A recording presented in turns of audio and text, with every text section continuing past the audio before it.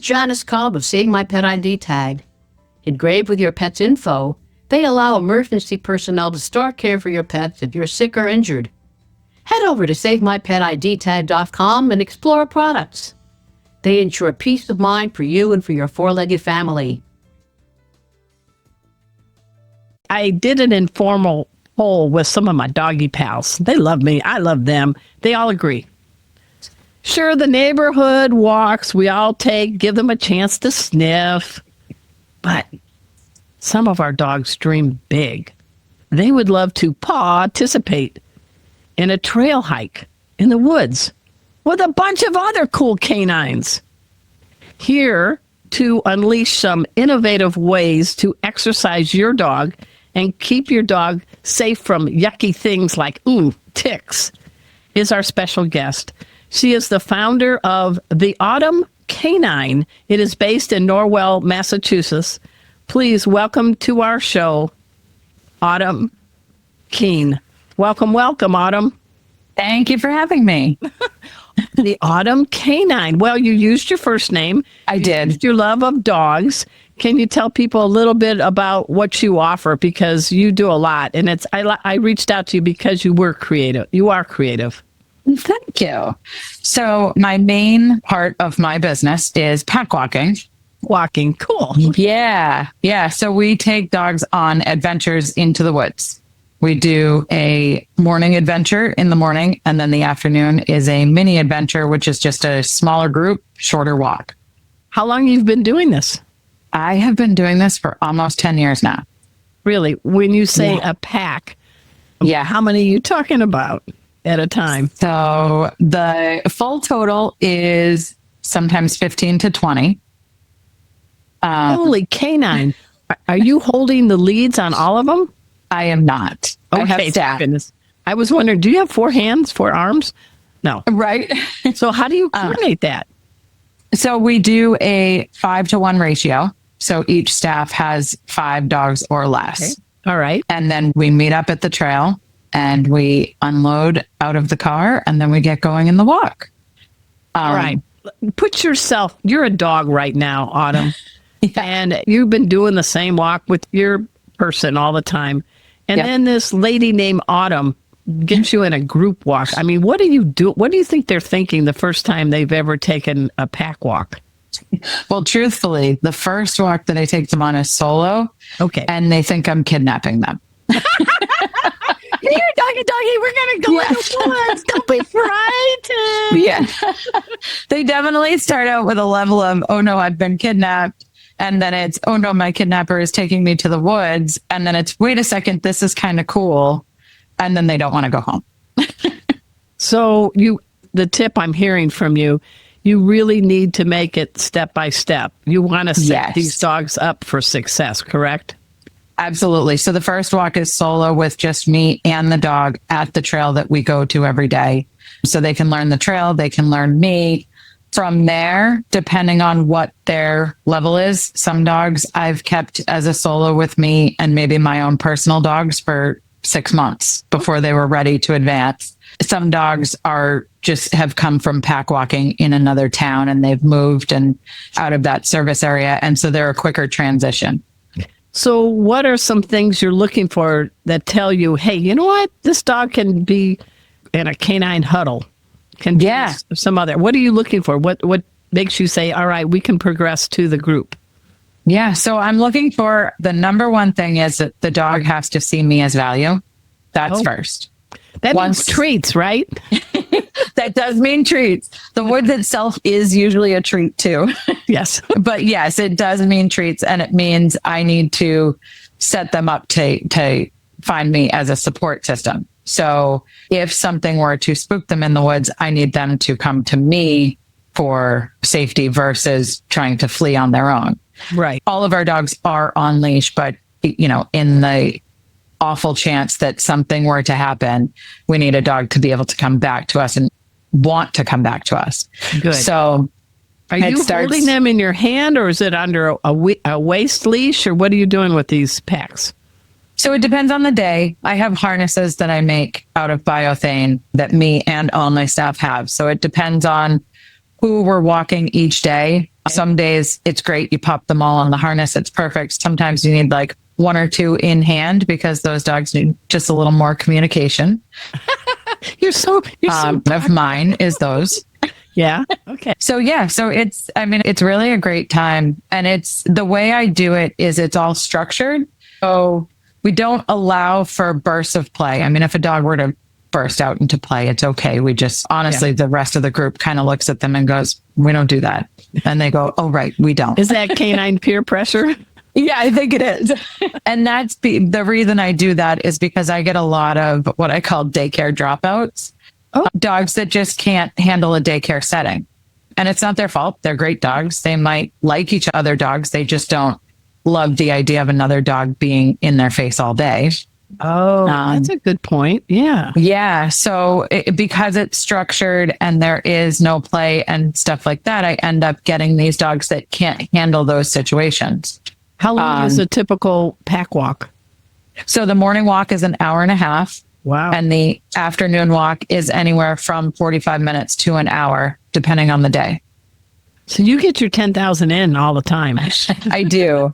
I also have, and this happened within the last year, and it makes me very sad, but I do love my other program. 2 days a week, I am not in the woods. I run a day school program. Oh, well, I want to definitely get into the day school program in a minute, but I want to focus on this. So how do you pair up the team? If you got 20 dogs and you got your staff, how do you pick who gets to be in the huddle with you and the others? How are you sizing up these compatibility factors? Meaning, how does a dog get into the groups? How do you get all 5 in one group and the next 5? How do you pick them? Oh, so each person picks up their dogs. Yep. My groups they started walking together for the most part about 5 years ago. Yeah. So other than a few newbies here and there, they've all been together for so long that we have the awesome ability to go by location. So people pick up dogs per location. Everybody has the ability in their cars to utilize crates or barriers or whatever. Because some dogs are great together, but in the car, they're like pestering the other dog. You want to play. So we have all kinds of either separation, dividers, crates, whatever are needed. How long of a lead do you have them tethered? It's either 6 feet or shorter. Okay. Depending on the dog. Easily rein them in if, the big bad wolf from the fairy tales came out, right? Yes, absolutely. Absolutely. It's for the most part your standard 6-foot leash. Some of the dogs go on a shorter leash just because we have a couple of the little dogs that kind of get stuck in the mix of the bigger dogs. So they get a shorter leash so they don't get trampled. What do you think, if you could get in their heads, Autumn, what do you think they're thinking on this walk? Oh, we have a lot of days that we're out there and we talk in the dog's head and we have voices for each dog and we know what each dog is thinking. You got to give us an example. Come on. Well, we have one dog in particular. She is one of my absolute favorites, but she would prefer to have all of the other dogs go home. It's not that she doesn't like them. She just likes to be the only dog in settings. And so she occasionally will look back at me and be like, when are we dropping them off? And then we have a few that get so deep into sniffing the ground, or one specifically is a bird hunting dog. And she's her head is always up like this. And every once in a while, they'll turn around and look at us. And I go, she's wondering when we got here. Yeah. Well, the benefits, what are they? Obviously, they're exercise, but mental exercise too, right? Mental exercise. So we not only is there sniffing and the environment, and also dogs are able to put their feet in dirt, which is sometimes not common, depending on where you live. That's a good point. Instead of pavement. Yeah, a lot of dogs live in I read The Forever Dog, and they were talking about the box life, where they live in apartments and they might have pee-pee pads and they go on cement walks, and they a lot of times don't end up in the dirt. So it's great for dogs to get out and sniff. And then on top of that, we do add in structure. So we always do a big group photo. And so they have sent me a few. They look pretty awesome. Yeah. So they have to sit and wait in that photo. And then we work on them waiting to be released by name. Good. I had a client once tell me she was posing her two dogs for a picture. And she said, every time I said their name, they broke. And I said, well, yeah, that's their cue. Hey, everyone. We're speaking with Autumn Keene. She's the owner of the Autumn Canine, and she's given us some innovative ways to bring out the best in our dogs mentally and physically. We're going to learn more after we take this quick break. You know the drill. We're going to sit, stay. We'll be right back. Hey, have you heard? Four-Legged Life has a new digital newsletter. Here, let me show you how you get yourself subscribed. So you just type in Four-Legged Life, and that'll take you to the website. There we go. And this magic thing just appears, and you type in your email address. I'll use, let's see, how about coolestdogever@gmail.com. That's me. And then you just click on this thing here. There you go. It's the new digital newsletter from Four-Legged Life. Get subscribed today. We're speaking with dog trainer extraordinaire and founder of the Autumn Canine. Guess what her first name is, everybody? Autumn. Last name is Keene. She's out in Massachusetts. We were talking about taking dogs on packs and trail hikes in the woods. And I love this. I mean, the 21st century dog, you touched a little bit about dogs want their paws in dirt, and they need variety, don't they, on a walk? Yeah. Yeah, they definitely need variety. They definitely get bored if we do the same loop. So, but, you know, it is important, and people live busy lives, and you touched upon something. I mean, how popular are these pack hikes going? Is it something catching on, or what? Yeah. I mean, I can really only touch on my area, but I mean, all of New England, which I network with, it's becoming a really big thing. It's great because they go out, your dog goes out in the morning, and it might be a couple hours after you've left if people are going into the city, but then the dog is gone and tired by the time you get home. Yeah. And it's not just popping out to go to the bathroom midday. Now, there's another training thing called parkour. Am I saying it right? Where you take a dog on a walk, but they stop and touch the fire hydrant, or they go up and down a bench. Is that catching on too? Yeah, I would say I've never really heard it labeled like that, but I really like that. That's very cute. We do that throughout the walk. Yeah, so if we see a down tree or stumps or something like that, we put whoever can handle it. We tell them to jump up, sit for a second, get a treat. Good. Yeah. Now, when the weather's not great or other times, you mentioned you do a day school. How is that different than a doggy daycare? So day school is it's more training based. So that is where the dog comes with me for the day. We do training. The premise of the entire day school is every dog comes in, goes to their place cot, stays on their place cot. And so while the one dog is working, the other dogs are honestly working harder at staying still. That's good. That's good. Yeah. Yeah. So what kind of dogs would be good candidates for this? Honestly, dogs that can't do pack hikes. Okay. But I like that you're offering something for all dogs. Yeah. Yeah. So that was part of the reason for starting this. Again, also dogs who struggle in daycare, young dogs who are just kind of like too much in a daycare setting. Yeah. It teaches them impulse control. It teaches them how to exist with other dogs without having to say hi. Yeah. Yeah. It's important. It's very tough. The dogs definitely go home very tired. I hear back from my clients. Well, what got you to have such a love for dogs, Autumn? Were you going to be, I don't know, a bus driver or a surgeon? Or I was going to be a lawyer. That was my goal in life. All right. A legal beagle. That was all growing up. I wanted to be a lawyer. And then I didn't go to law school. So that was kind of the thing that held me back from being a lawyer. Yeah. That's kind of essential. Well, what got you to dogs? So I ended up working for a company at one point that was doing pack walking. And it was funny because before that I was nannying. And when the kids were at school, I was taking the family dog on walks, and I would add a friend's dog here and there. And so when this job came up, it was perfect. And so I worked for her for about 5 years. Wow. And then ended up saying it's time to go out on my own. Yeah. It's cool. I like it. Yeah. Now, in the woods, we did tease our listeners and viewers that, You know, there's some things out there. It's not a cakewalk on a back walk. Big one is ticks. Can you tell us a little bit about what you do to help keep your dogs and your team from getting nailed by those vicious varmints?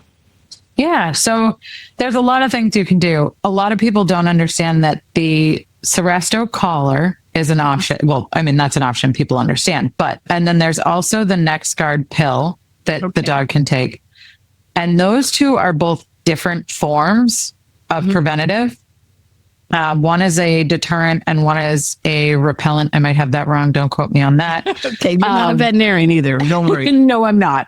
So one, basically, the Seresto collar prevents the tick from getting onto the dog. The NexGard pill, if the tick bites the dog, it dies. So because they're different forms, they can be used together. Oh, okay. Okay. Yeah. So my own personal dogs, this time of year, we complain more about the cold weather because we're waking up and it's 6 degrees out, but we're loving that there's no ticks. So right now in this time of the season, I pulled back on a lot of preventatives just so I'm not overdoing it with my dogs. Okay. All right. But when it ends up getting to be peak season, I do the NexGard pill along with the Seresto collar. And then I also spray them with a spray called Wondercide. Wondercide. Okay. Yeah, it's an all natural, and it can be spray. It's safe for cats too, because some stuff that goes on dogs cannot go near cats. Oh, okay. Yeah, so that one works really nicely. We spray ourselves with that. Oh, so it's for people and pets. That's a good one. Yeah. Yes. There's also stuff on the market that you can use that has garlic in it. Oh. That you can put in your dog's food. Okay. I know they say that dogs can't have garlic. They can have a certain amount per weight. It's an antiviral, antibacterial. It's got a lot of good qualities in limited doses. Exactly. Yes. And so in small doses, it's also a tick preventative. So you take these dogs on a pack walk. How do you make sure they're not packing ticks when the walk is over? So at the beginning of the walk, we check everybody to make sure that I have in my system what they're on for tick preventative. If they have Seresto collars, we make sure they're on securely. And then we spray them all with Wondercide. At the end of the hike, we take a lint roller and rub them down. Yeah. Oh my gosh, really? What? Yeah. Okay, you're being a MacGyver. I love this. Tell us about that. So if you rub them, especially a short-haired dog, if you rub down a short-haired dog with a lint roller, any tick that hasn't gone into the fur will come out on the roller. Oh my gosh. Have you found them? Yes. Oh. And sometimes they're so small. It's scary. Oh, really? Yeah. They can be so small you would never see them. Oh my gosh. What Yeah. about dogs that have like double coats and all that? How tricky is that? That's tough. I mean, some dogs, it's interesting because some dogs are way more prone to ticks than others are. Really? Yeah. Between my two, one of them will get ticks way more than the other one does. What do you think that's because of? I don't know. Maybe the ticks have a certain blood type they like. So which one of your two dogs is more ticks delight in? Luckily, the short-haired one. So which one is that? Which one? That's Ozzy. So Ozzy gets more tick action? He definitely does. He does. And it works out well for me because Reggie has longer fur and his fur is all black. Okay. Yeah. If you have to remove a tick, is there any tips you can give us on how to remove a tick? Yeah, the tick removal tools on the market are great. Yeah. Those are some of the best.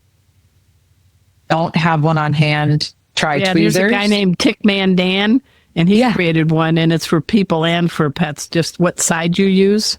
Yes. Yeah. Yep. So, that would be good.